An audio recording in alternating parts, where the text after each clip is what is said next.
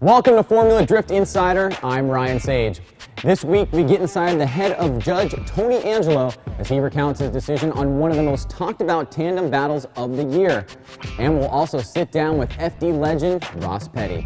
It goes without saying that the most unenviable, unglamorous, and maybe difficult position in drifting is that of a judge. As the sport was born in the real world rather than the timed, controlled, and absolute world of racing, Formula Drift is the only motorsport in the world where winners are determined by a judge's eye over a finish line.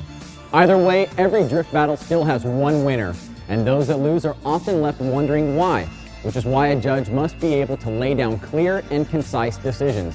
So now, let's go to seasoned judge Tony Angelo and find out how he did exactly that in one of the most talked about battles of 2011.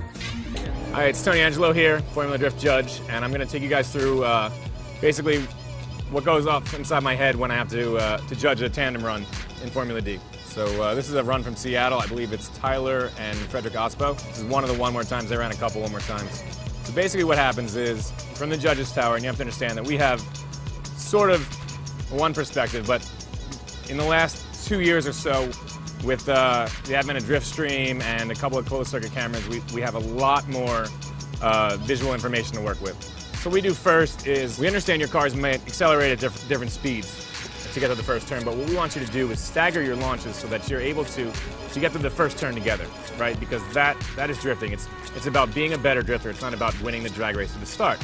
Frederick has a bit more style, and he runs right up to the wall.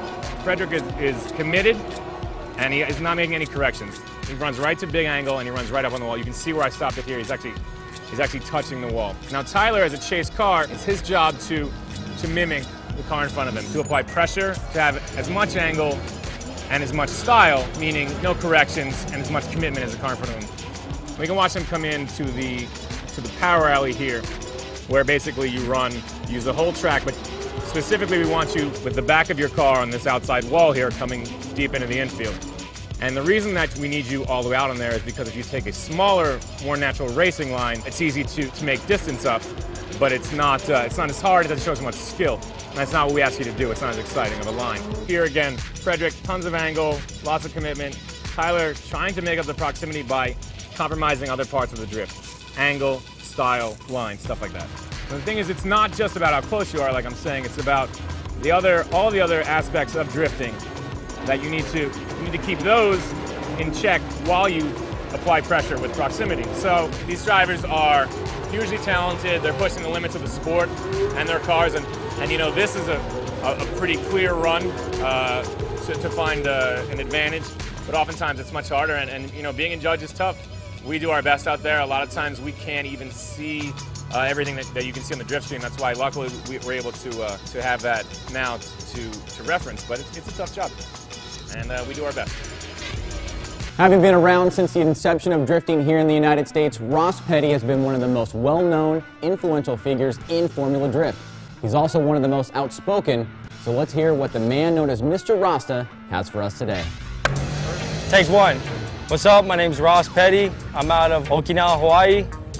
I've been up in California for about 6 years now. Represent Garage Boso, my shop, my team, my friends. And yeah, we just come out here to Formula D to, you know, throw it down and try to hang with the big boys. Yeah, in Hawaii, drifting's big, man. It's mostly like a cultural, you know, grassroots street scene, and everyone out there rushes, you know. They'll have like the jankiest cars and, you know, low budget stuff, you know, but they, pound for pound, people in Hawaii kill drifting. So it's a big scene, and you know, that's where when I came from Okinawa, I was in Hawaii, and that's what made me come up here and become professional, you know. Let's just put it this way. I'm not a conspiracy theorist, or whatever you want to call it, and I'm not gonna place blame on things that I don't have facts behind, but I've been doing this for a long time. I've been doing this from the beginning, you know.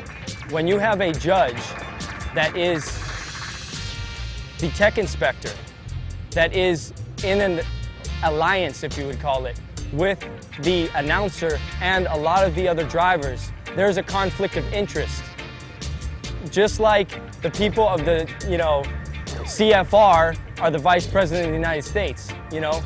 there's a conflict of interest there, and it shouldn't be. I had a license in Michigan revoked. I had a license in Hawaii revoked, still pending.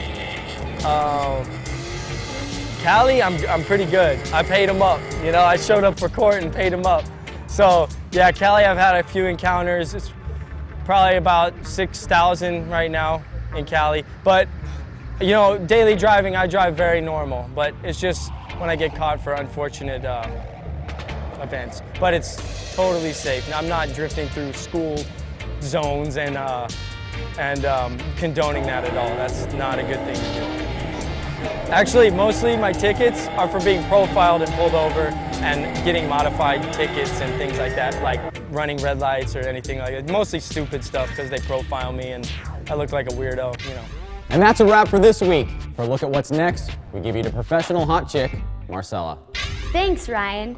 Next week, we have a little fun with an intern by throwing him into the cockpit with one of the most aggressive drivers in drifting, Frederick Osbo. Then we'll sit down with well-known privateer driver Cyrus Martinez. As always, you can like us on Facebook, follow us on Twitter, and email comments or suggestions to insider@formuladee.com. Thanks for watching, and we'll drift back to you next week.